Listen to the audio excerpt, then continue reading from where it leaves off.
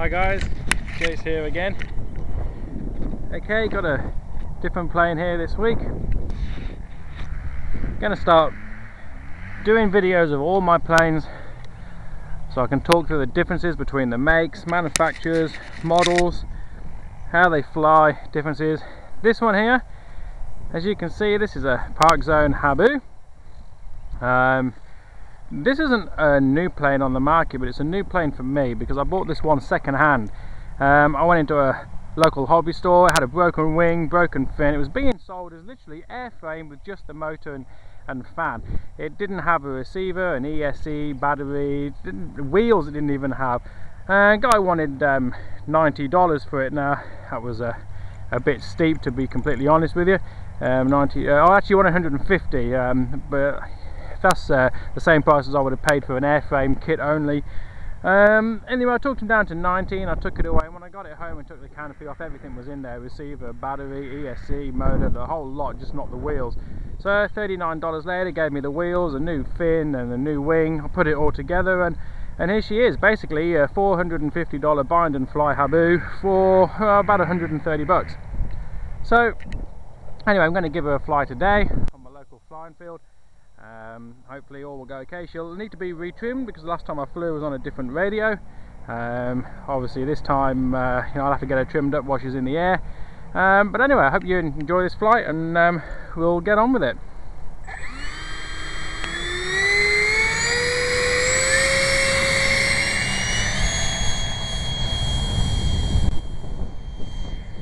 And she's up in the air. Doesn't seem to be too out of trim.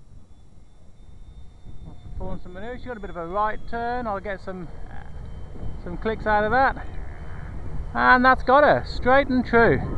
I don't know if you can see her. She doesn't have a big presence in the air, but anyway, I'll bring her in. Hopefully you see her screaming around. I'll try and keep her as low altitude as I can. Got a bit of wind picking up here today. It's not the smooth flights that I normally have. Anyway, the direction she's flying there, that's the wind direction. So what I'll do is I'll bring her around. You probably won't be seeing her at that distance there because she's quite small, as I said, but I'll bring her around for a low level, high speed pass with the wind behind her, right over the top of my head there. Ooh. That was close, over the top of my head. I'll bring her around a bit more. Let her sweep across the park. Hopefully you're catching all of this. Bend her around before she hits that pole. This really does cover ground quite quickly. I'll take her up into a loop. I think she might have a bit of rudder on because she's pulling out of the loop a little bit, but that's not a problem. I'll bring her in for another low level, high speed, right over the top of my head. Wow, she's cracking on about 180, 190 kilometers an hour there. So in miles an hour terms, that's about 100 miles an hour. Once the wind is behind her, she's going even faster than that. And bear in mind that last pass was into the wind, as is this one into the wind. And as you can see, she just screams around the park. That's full power though. The EDFs, until you're coming into land, I generally fly them on full power. Let's pull a split S out of her, coming in across the park, spin her around, take her up into a loop. She's definitely got some rudder on, I think, because she's definitely pulling out of the loop. I think I'll take that rudder off and compensate with a bit of aileron. I'll take her a bit of a distance away so I can sort that trim out. Okay, I'm bringing her back in now for another high speed, low level. Here she comes. And bend around out of the way of that pole. Okay. I'm hoping you still see her. Now, how long have I been flying for now? Well, that's 3 minutes she's been flying for. She does have a pretty big battery. It's a 4-cell, 3200 milliamp, genuine E-flite battery, 3040C. I'll back the power off there a little bit now. I'll take her away as if I'm lining her up for a landing, I think. I don't like to fly too much past 4 minutes. And like I say, I've got the power off, so she's flying quite relaxed up there now. Nothing major to worry about with keeping speed on with this one, because it's Parkzone. They've balanced it beautifully. She'll float. I'll take the power off now and she will nicely float down to earth. I've only got to keep her wings straight and true as she comes past me, and on the ground. There she is, on the ground. So that was about a 4-minute flight.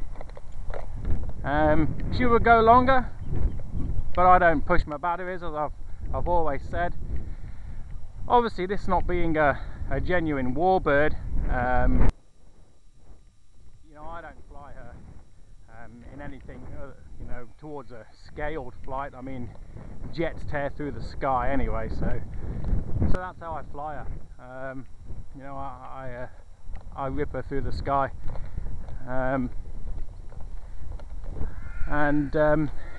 you know, that's the way that Parkzone have designed this plane to fly, nice and fast. There's just no point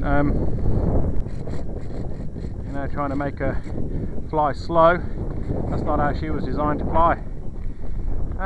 So there we go, that's the Parkzone Habu. I'll fly that one again a bit later, probably make another video, but I have thought about taking the wheels off and hand launching her, but I'm a bit of a hand launch gimp. I can do the pop jobs, I can hand launch them quite nicely, but these ducted fans, they've really got no control over their surfaces until they've got decent forward speed.